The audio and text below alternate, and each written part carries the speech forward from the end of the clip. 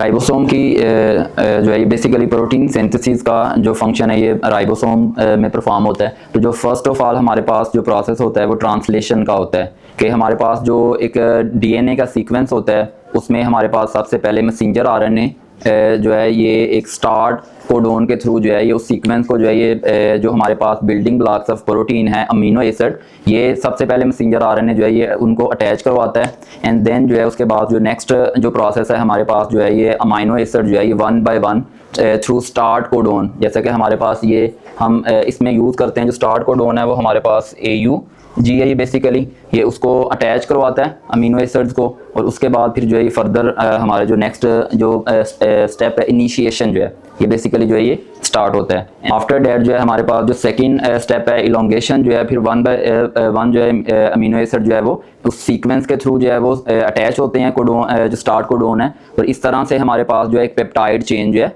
वो बनती है।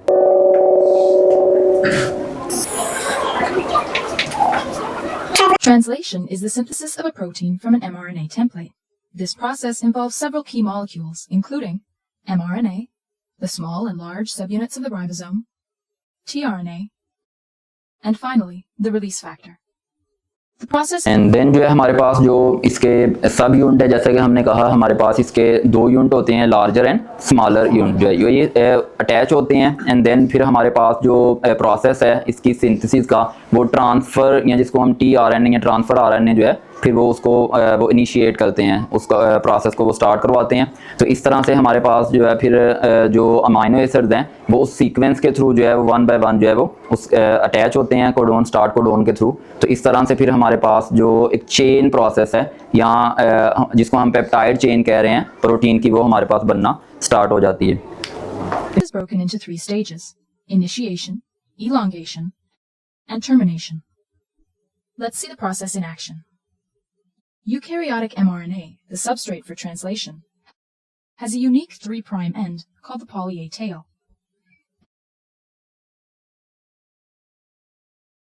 mRNA also contains codons that will encode for specific amino acids. A methylated cap is found at the 5' end. Translation initiation begins when the small subunit of the ribosome attaches to the cap and moves to the translation initiation site. tRNA is another key molecule. It contains an anticodon that is complementary to the mRNA codon to which it binds. The first mRNA codon is typically AUG.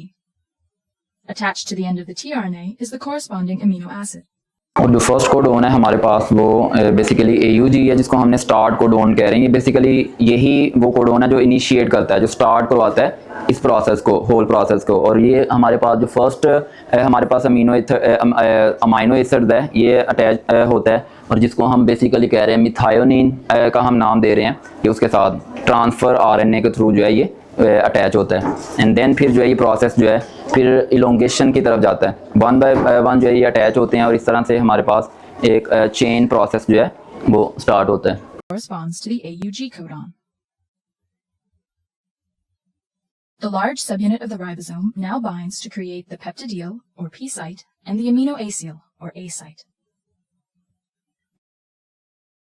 The first tRNA occupies the P site. The second tRNA enters the A site and is complementary to the second mRNA codon. The methionine is then transferred to the A site amino acid. The first tRNA exits, the ribosome moves along the mRNA, and the next tRNA enters.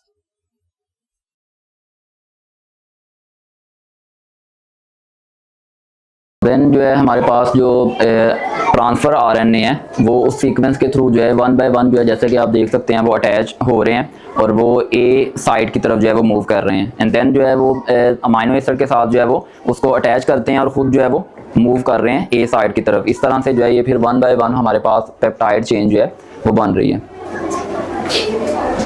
These are the basic steps of elongation.